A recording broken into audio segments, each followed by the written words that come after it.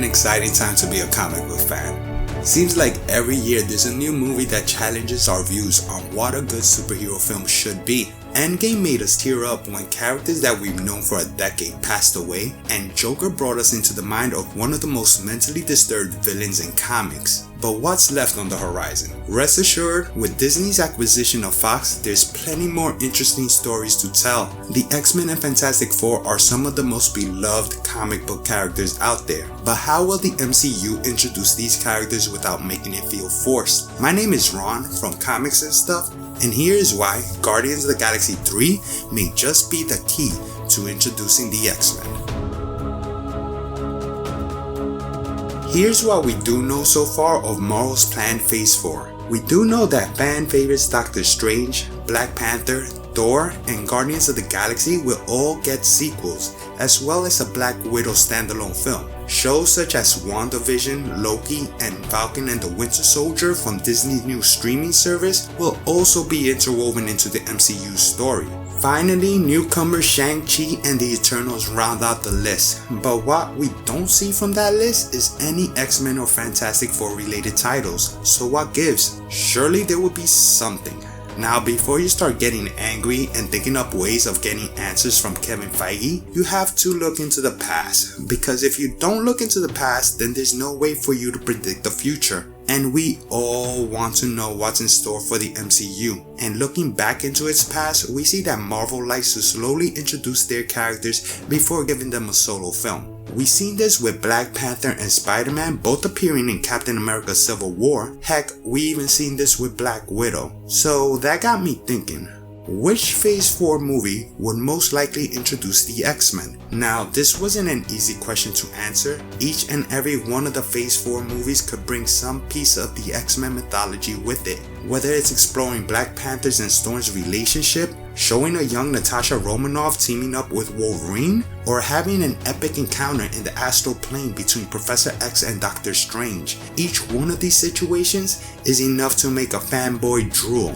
However, with the next Guardians of the Galaxy most likely being its last, there will be a huge galactic void to fill in the MCU. There is no denying it. The MCU cosmic side is growing, and it will only continue to grow now that Disney has acquired Fox. The X-Men and Fantastic Four is only the tip of the iceberg of characters they can now use. Characters such as Galactus, Silver Surfer, the Imperial Guard, and the Shiar Empire will help fleshing out the cosmic side of the MCU even greater. Out of the newly acquired characters, there is a team though that could fill in for Guardians of the Galaxy, slowly start introducing the X-Men, as well as perfectly fit into the established narrative. And that's the Starjammers. I mean, just look at that name. It just sounds like it'll make $1 billion. The Starjammers. And we all know that Disney loves to make $1 billion. But who are the Starjammers? Well, the Starjammers are basically a group of intergalactic space pirates, which in itself already sounds epic as heck. They were created by Dave Cockrum and first appeared in the pages of Uncanny X-Men number 104 way back in 1977. Since then, they've had multiple encounters with the X-Men in the comics. I'm gonna give a quick rundown to their members and the abilities they possess. There's Cha'ad, a member of the Sword race that has been trained in various forms of combat, making him an excellent fighter and marksman. He also possesses superhuman strength, durability, endurance, as well as having gills. That's right, gills. Next, there's Hepzibah, who's a member of the cat-like species the Mephistozoids, and as such, her abilities are very much cat-like in nature. She has retractable claws, enhanced agility, speed, reflexes, and senses, as well as being able to emit mood-altering pheromones. There's also Raza Longknife, the last surviving member of an unknown alien race that was wiped out by the Shiar Empire.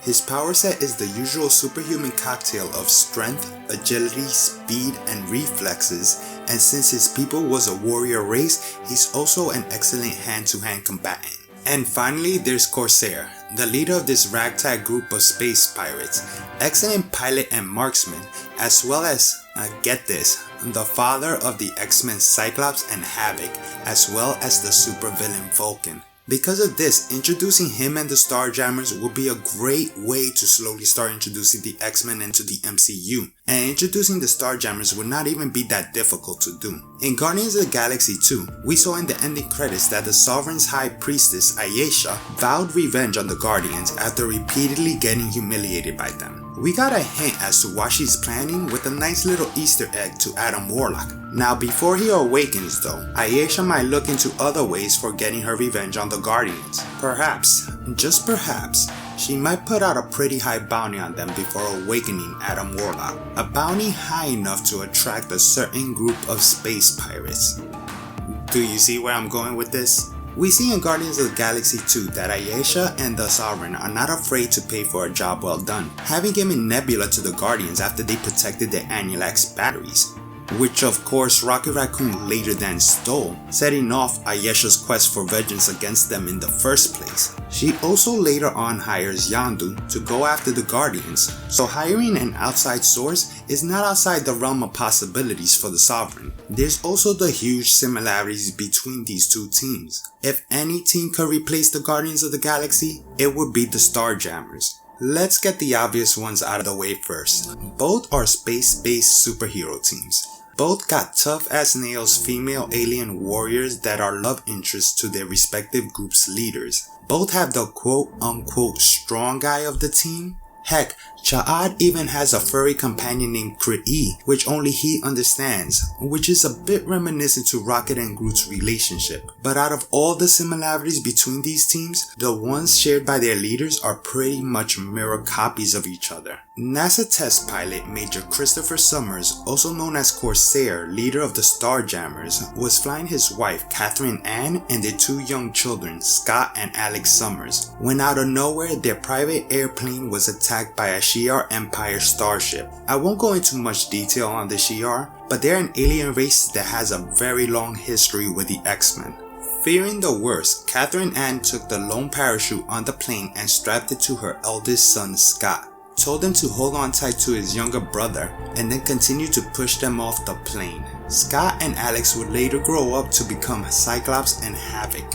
And fun fact, Scott sustained a brain injury from that fall that now makes him unable to control his optic blast. They grew up believing their parents died in the attack, but in reality they were teleported aboard the Shiar starship and then taken to the throne world of Chandalar, where they were separated and imprisoned. Corsair then later managed to break out, only to discover the Shiar Emperor the Ken attempting to, let's just say he was violating Catherine Ann's space big time. In a rage, Corsair tries to murder the Ken, only for the Ken to then proceed by murdering his wife right before his eyes, which I must say is pretty messed up. This broke Corsair's spirit, and he was recaptured and sent to the slave pits of Alcibar, and it was here where he would meet the rest of the Starjammers. All of them had a bone to pick with the Ken, and together they would eventually escape and steal a Shiar starship, which they would name, well, the Starjammer, becoming space pirates and vowing vengeance against the Ken and the Shiar Empire. Now, Peter Quill, also known as Star-Lord, leader of the Guardians of the Galaxy, shares some similarities with Corsair's origin. Originating from Earth, Peter was just a child when he was abducted by Yondu and the Ravagers. Ego, who happens to be a Celestial as well as Peter's father, was the one that hired Yondu to retrieve him. Instead of handing him over to Ego, however, Yondu just ends up raising him into adulthood. This is when Peter Quill steals a mysterious orb from the planet Morag. We later find out that that orb holds the Power Infinity Stone within it, which Ronan wants to get a hold of. Yondu puts out a bounty on Quill, while Ronan sends Gamora after him. She finds and ambushes him, and actually manages to steal the orb, but they both get interrupted by a pair of bounty hunters named Rocket, Raccoon, and Groot. All four were then detained by the Nova Corps and sent to the Count prison, where they meet Drax. Drax has a deep hatred for Thanos for killing his family, and believing that Gamora was with him, he attacks her. Peter convinces him by explaining that she could bring him to Thanos instead. So they all team up, break out the prison, and go aboard Quill's ship, the Milano, becoming the Guardians of the Galaxy. Now that we've gotten into a little bit of their origin, let's go into their similarities. Both Corsair and Star-Lord are leaders to their respective teams. Both originate from Earth, and both were abducted by, well, aliens. I mean, what are the odds of that happening? It's pretty crazy. They also both formed their teams while being incarcerated in order to break out, and they have really cool names for their really cool starships, the Milano and the Starjammer. How are these guys not even bros for life? The Guardians of the Galaxy are to the Avengers what the Starjammers are to the X-Men. Having these teams meet would not only be a great way of slowly introducing the X-Men into the MCU, but it will also be awesome as heck. Whether it's Groot and Kree talking to each other in a way we can't understand, to having Corsair and Star-Lord bond over music. Seeing as how they both got abducted roughly around the same time, it would be safe to assume they probably have similar tastes. Heck, even having Rocket Raccoon talking smack about their ship's schematics would be awesome to see. But tell me what you guys think. We're living in a time where anything is possible in the MCU, and coming up with ways for our favorite mutants to join the mayhem is always fun. Is Guardians of the Galaxy 3 the best candidate to start introducing the X-Men lore? Or do you feel like another Phase 4 movie would be the better route? Comment down below which you think is best and why, and please don't forget to like and subscribe if you enjoyed this video, as it would really help this channel out a lot. My name is Ron from Comics and Stuff, wishing you a great day, and I'll check you guys later.